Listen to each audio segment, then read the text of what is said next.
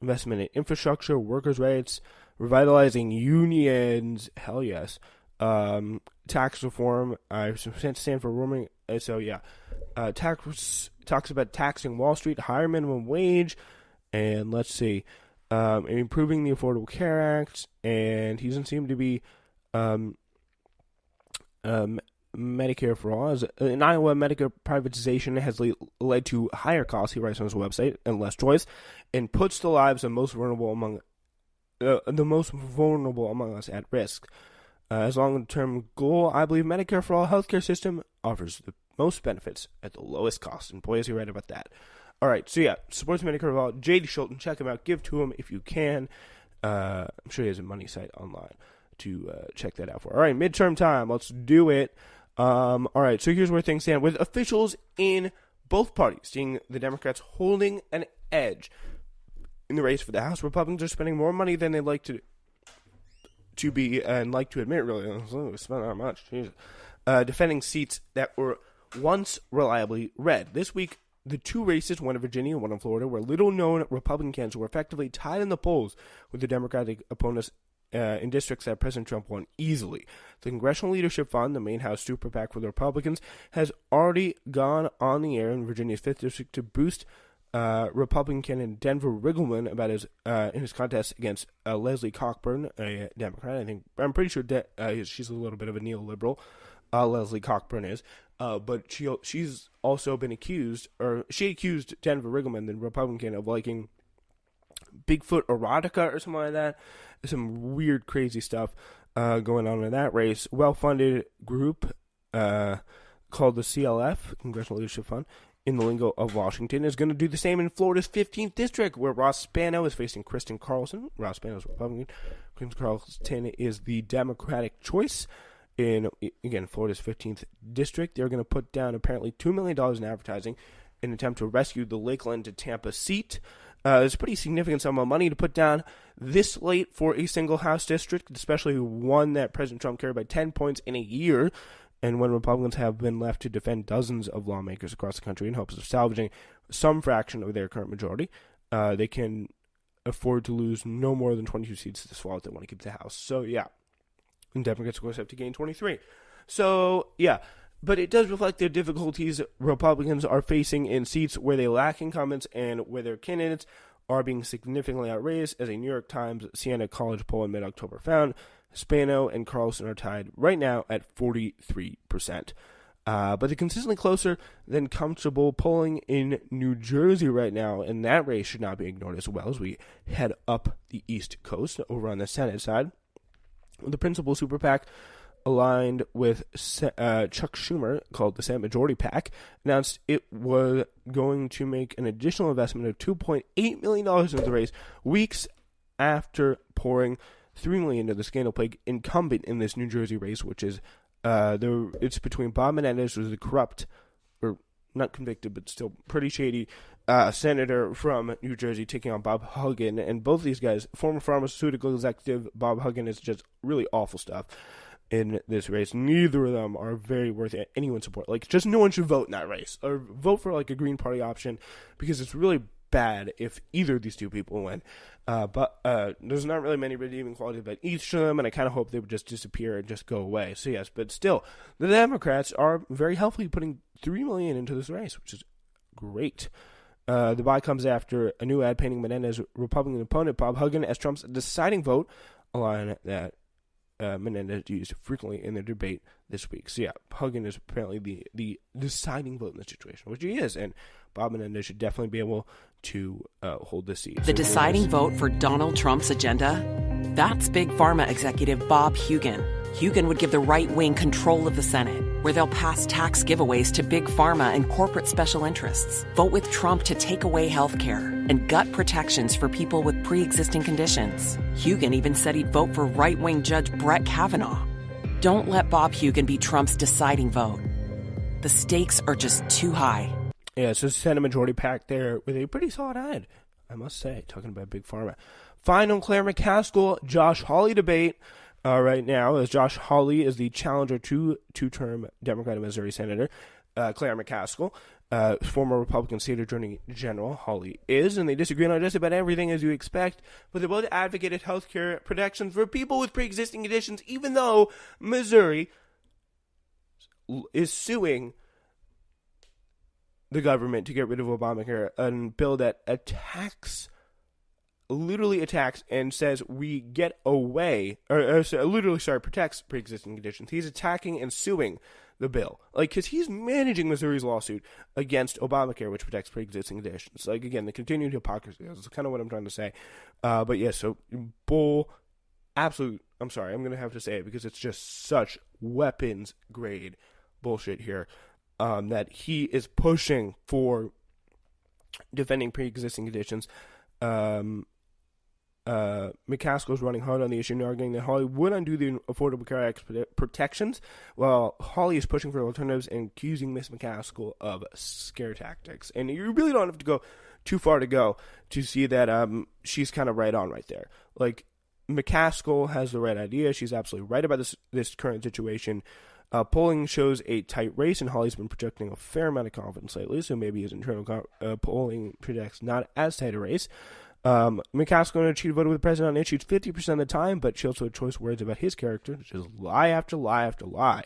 And the interesting thing is, some of these centrist Democrats like Claire McCaskill, they can be the most aggressive under pressure. People like a woman in Virginia who had a great response. Andrew Gillum, though, he also had a very good response. And wouldn't call him a centrist, but still very good stuff from the final debate last night, where the line in Andrew Gillum's where he said the racist call him a racist, that was a bam kind of thing. There were no knockout lines or moments in this final debate, but still, yeah, Holly's still very much in there. So is Claire McCaskill. So it's going to be a tight race and one that could decide the direction of the Senate in November. So 2 endorsements now for Beto O'Rourke. For Senate in Texas. He got the endorsement of the Dallas Morning News. The paper also backed Senator Ted Cruz's opponent in 2012 and supported Mitt Romney for president that year. Last week, Houston Chronicle also endorsed O'Rourke, a shift from its support for Cruz in 2012. Interesting. Cruz holds modest but stable in the race, according to the polls this month. The Times Siena poll had him 8 points ahead of O'Rourke. The most recent poll by CNN had him about the same margin, but we wouldn't know yet. Don't newspaper endorsements matter anymore? Not really, but it's better to have them. It's better to have a little feather under your cap so you can endorse by 90% of the newspaper. All right, very interesting ad right now. John Barrow wins the Ad of the Day award in Georgia. I'm John Barrow, running for Georgia's Secretary of State. When I represented Augusta and Savannah in Congress, I voted to cut taxes and wasteful spending. And each time I crossed the aisle and worked with Republicans. As Secretary of State, I'll do the same thing. I'll respect your tax dollars and work across party lines. It's what we're supposed to do, and it's the only way to get things done. Yeah, I'm a Democrat, but I won't bite you. I won't bite you.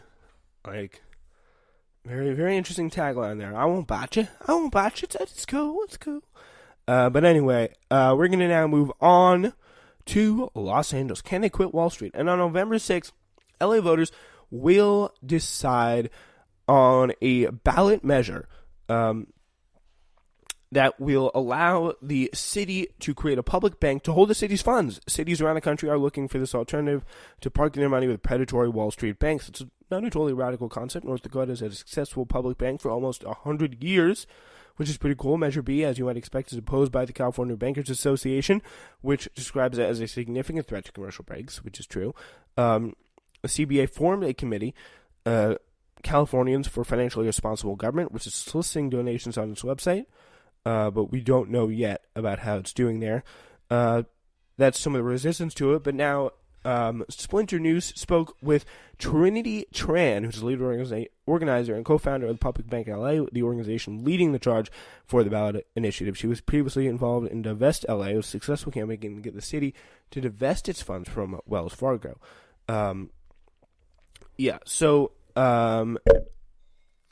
explains a public bank in this manner. She says, a public bank is a public depository for our tax dollars. In Los Angeles right now, we have billions of dollars sitting in a checking and short-term investment accounts for Wall Street banks. So a public bank creates a public option for the depositories of our city. You can compare it to a larger version of a credit union for our city departments. What we're aiming to do in Los Angeles is create a public bank that keeps our dollars here recirculated back into the local economy to finance things we need as Angelinos, like affordable housing, green energy, and small business loans, which seems like pretty crazy. This seems like a real progressive message, a real progressive turning point for Los Angeles. They could really get some progress done with this bank, it really seems like. So they want to know is how a public bank, Splinter does, how a public bank could fund things like affordable housing more effectively than, say, banking with Bank of America. Tran responds to this saying, we spend about $1.1 billion in interest annually that goes to Wall Street banks. That accounts for about half of our infrastructure costs. So if we are able to create a public bank, we save billions of dollars. We would double our investment power through the money that we save, and we'd have the ability to finance these projects. And we have a really big problem with financing things like progressive things like green energy, serving the needs of unbanked populations, and creating affordable housing. And the fact is, we don't have any money. And maybe San Francisco should honestly try a public bank with their affordable housing problem they have. So by saving our city money, we can redirect the savings into creating a stronger local economy. So pretty cool stuff. You can check out the rest of the interview at splinternews.com. The article title is called "Can Los Angeles Quit Wall Street?" That's going to be very interesting. Hopefully, vote if you're in LA. Vote yes on Prop B. This upcoming time. This upcoming cycle, November 6th. All right, so, Megyn Kelly's horrible failure of a show may be coming to an end. We got some entertainment news to close out the day for you. Megyn Kelly's much-typed move to NBC was, apart from anything else, an attempt to break out of Fox News' hard-right confidence and ruin herself in a softer, more mainstream direction, and she just hadn't really seemed to have been able to do it. Nobody with any sense took this seriously, and thanks in large part to some really old-fashioned racism, and at any time that would be perfectly welcome at our own old home. Kelly's disastrous attempt at a daytime talk show appears to have... that comment apparently was a straw that broke the camel's back. The show was really pretty failing. She was having a lot of fights with management, apparently. It seemed like what it was, but it was not very good. CNN's Brian Stelter spoke to multiple people who said the show is ending outright, and Kelly's unlikely to return later. As well as Kelly's rousing defense of blackface on Tuesday, which triggered an extraordinarily harsh public backlash from a lot of our NBC News colleagues, especially the African-American ones. Kelly apologized for the comments, but that really hasn't helped. Of course, if Kelly was beating all her competitors, the rating her bosses would probably not be so eager to show the door, but she's very much not. On-air errors, even contentious ones, have sometimes been smoothed over if an anchor has big ratings.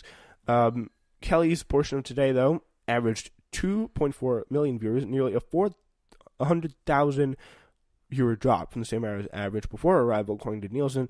Kelly has also trailed the rival morning program Live with Kelly and Ryan with a really wide margin, frankly.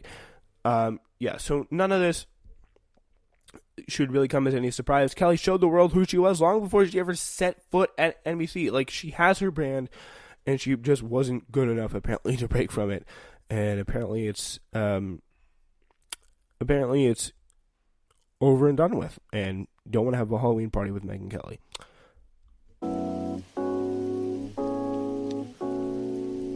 Ladies and gentlemen, we hope you enjoyed the show today. We still have some more things to get off our chest. Ladies and gentlemen, again, still things to plug today, of course, as always. But yeah, one of the most important things I want to tell you about coming soon is Spotlight Season 2. We're already working on an investigative story of our very own that I've never heard anyone report before. That's going to be coming on Spotlight. It's going to be pretty cool stuff. We don't know when that will be coming out yet, but still, it will be the premiere episode of Spotlight, so it's going to be very cool, and that could be one of the reasons why it's going to take a little bit of time, but have some faith. It'll be ready very shortly as well, so it won't take too long. Hopefully we'll have it done before the end of the year. We are planning on doing 15 episodes of Red Alert. We're currently at 2 right now. That should take us past the election to a pretty large degree. Although, newsflash, will be going on a little bit of a hiatus, a little bit of a break. soon after the midterm elections right now, but we are ramping up, trying to get as many episodes in as humanly possible before the election to get